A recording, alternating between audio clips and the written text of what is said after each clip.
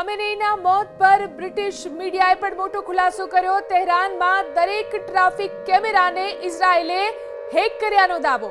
ઇઝરાયેલે વર્ષોથી traffic camera hack કર્યાનો દાવો। તહેરાનના દરેક રસ્તા પર ઇઝરાયેલની નજર હોવાનો દાવો અને આ દાવો કર્યો છે બ્રિટિશ મીડિયાએ।